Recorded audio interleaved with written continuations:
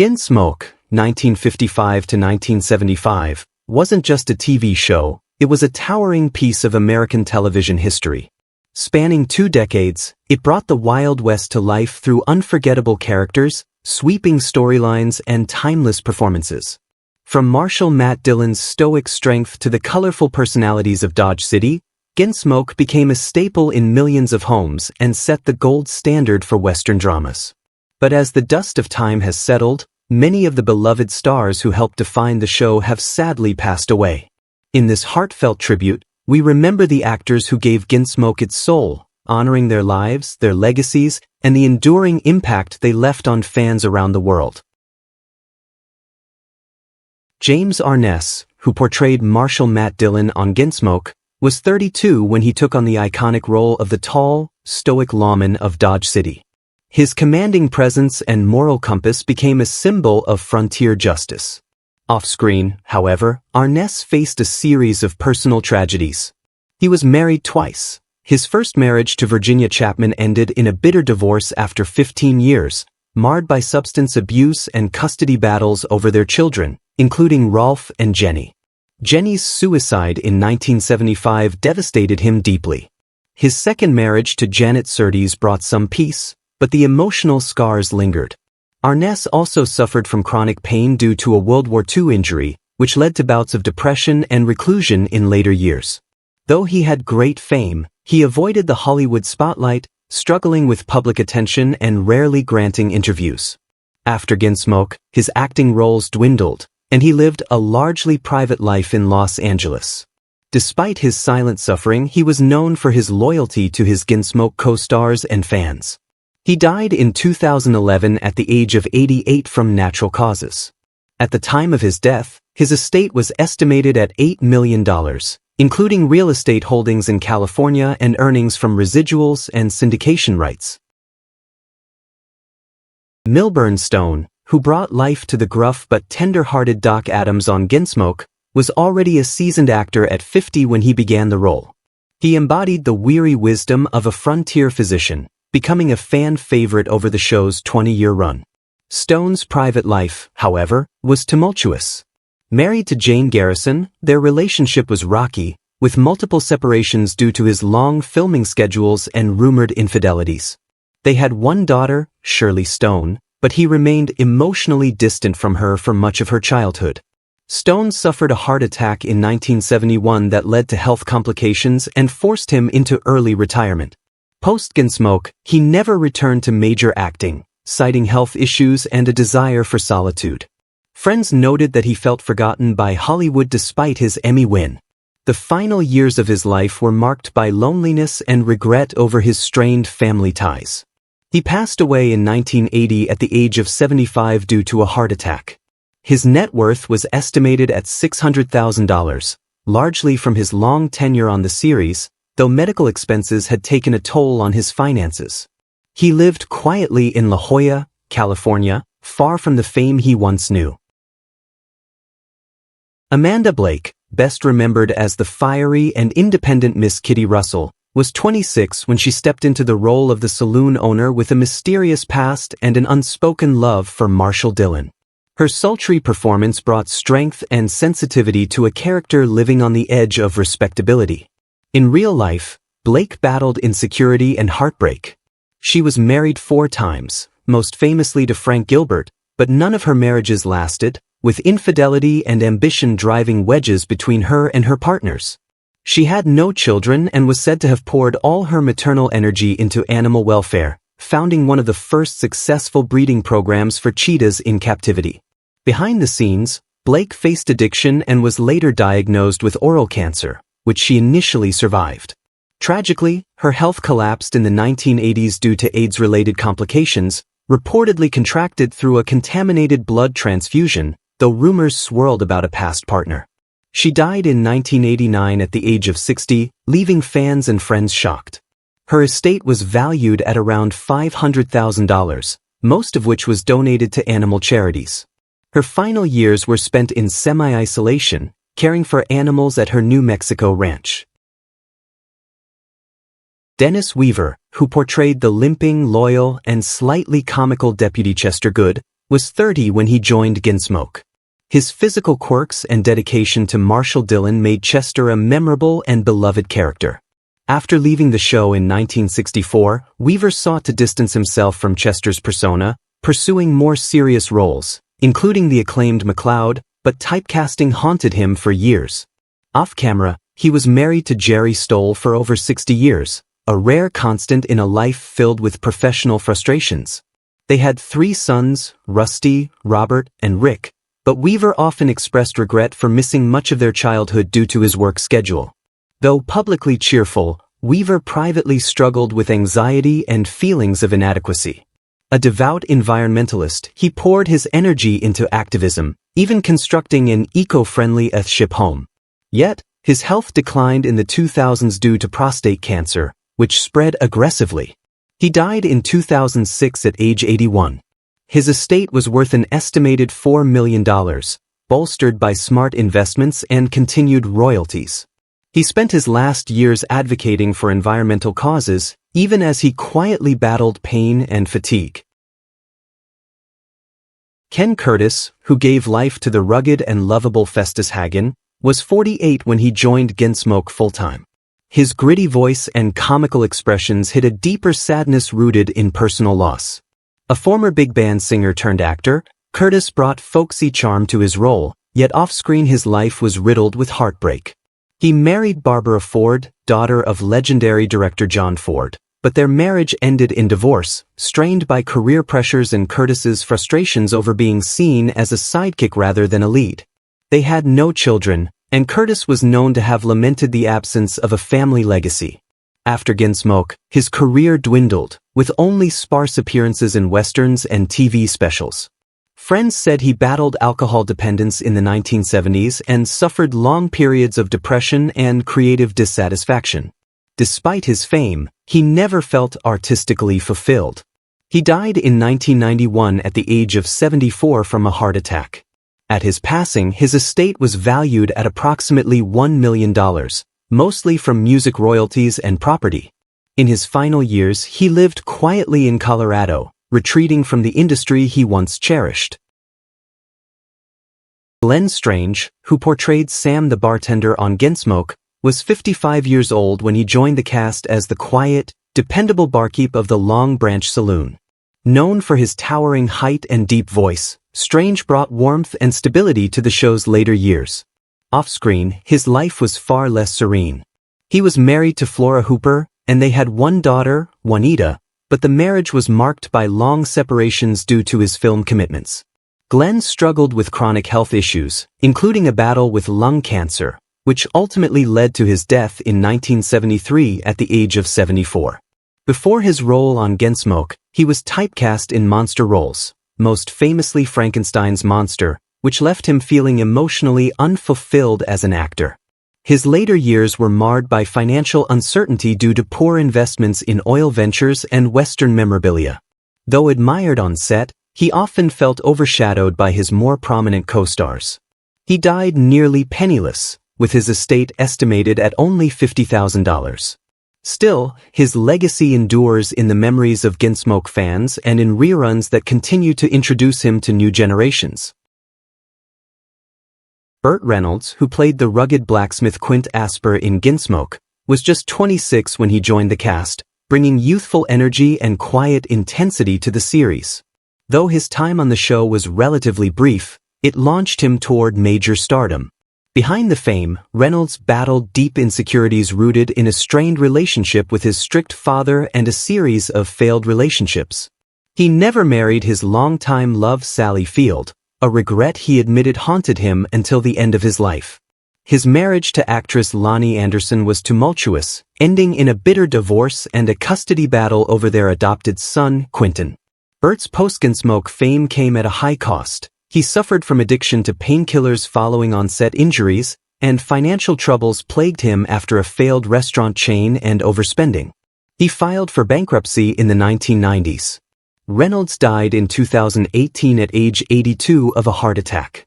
At the time of his death, his estate was worth an estimated $5 million, though he reportedly had sold off many assets to cover debts.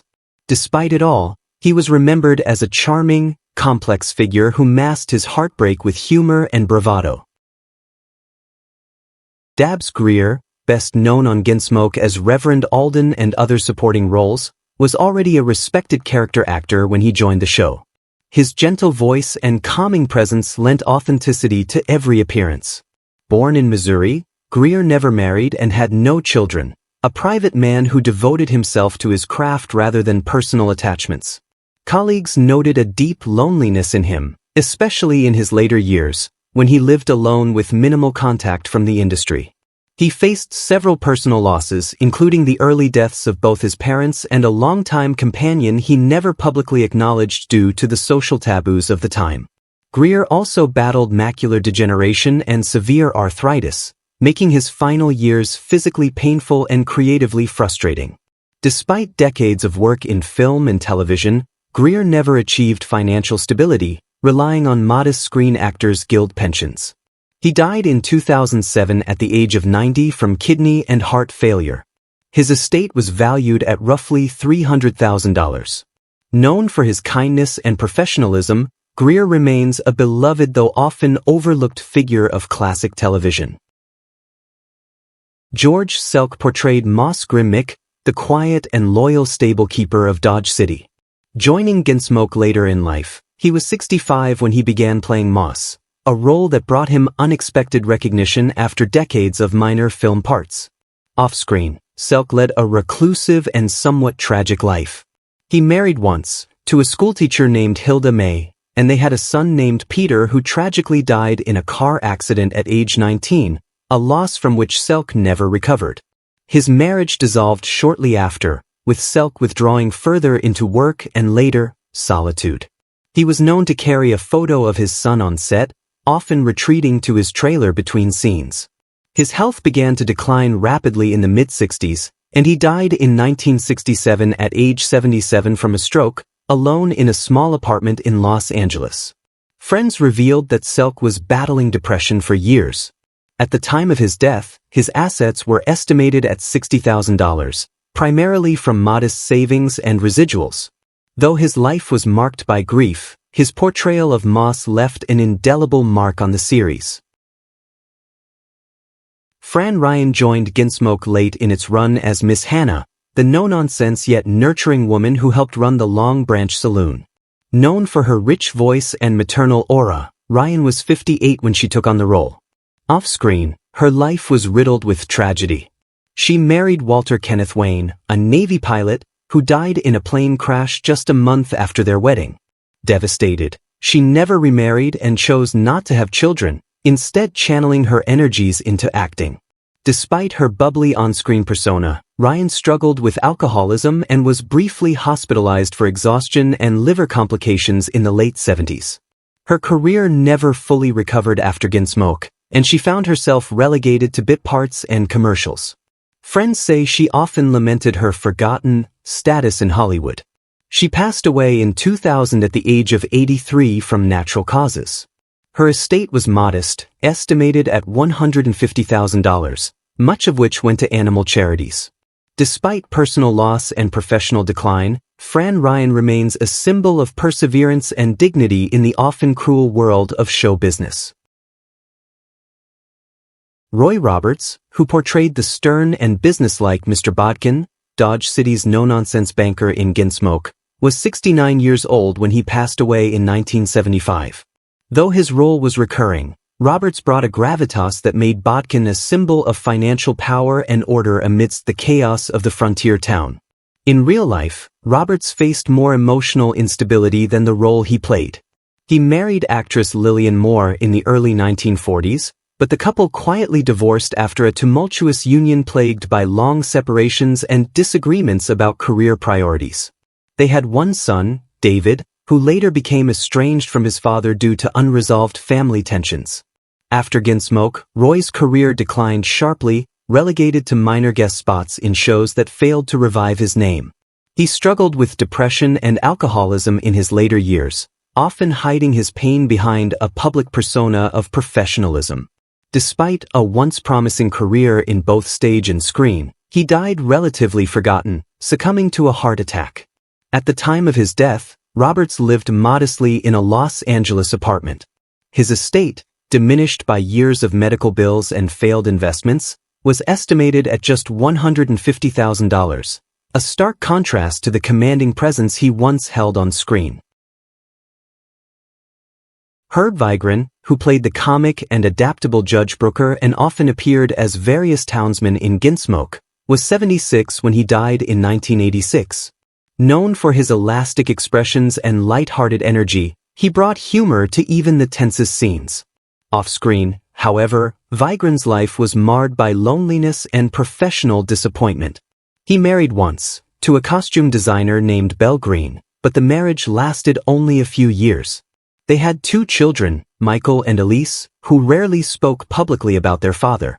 Vigran's typecasting as a comedic character actor made it nearly impossible for him to break into more serious roles, leading to frustration and a sense of being underappreciated. He faced financial stress later in life, especially after a brief cancer scare in the 1970s which drained his savings. Though he had appeared in over 350 television shows and films, he was largely unrecognized by the public, and that anonymity haunted him. He spent his final years in relative isolation, relying on a small circle of old Hollywood friends. Vigran died from cancer in Los Angeles, and his estate was estimated to be around $250,000. He was remembered by industry insiders as a tireless worker whose talent never quite got the spotlight it deserved.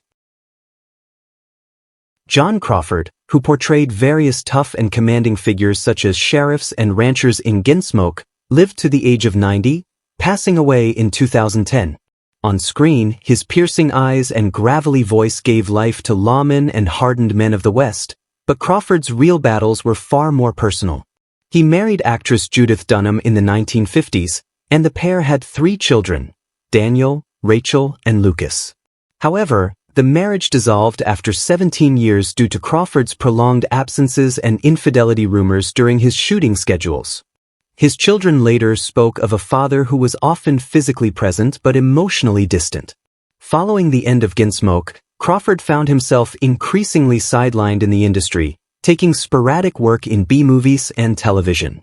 He struggled with the loss of relevance and began experiencing symptoms of Parkinson's disease in his late 70s. This decline led to bouts of depression and a reclusive lifestyle. He died peacefully in Newbury Park, California, from complications related to a stroke. Despite years of declining work, he had wisely invested in real estate during his peak, leaving behind an estate valued at approximately $1.8 million. His legacy lives on quietly through reruns and the few who knew the man behind the badge. Jeanette Nolan, who made a lasting impression as the spirited and eccentric Dirty Sally on Gunsmoke and played numerous memorable guest roles, passed away in 1998 at the age of 86. Her portrayal of the wild yet lovable frontier woman Dirty Sally became a fan favorite, even earning her a short-lived spin-off. Yet behind the sparkle of her performances was a life of sorrow and private loss.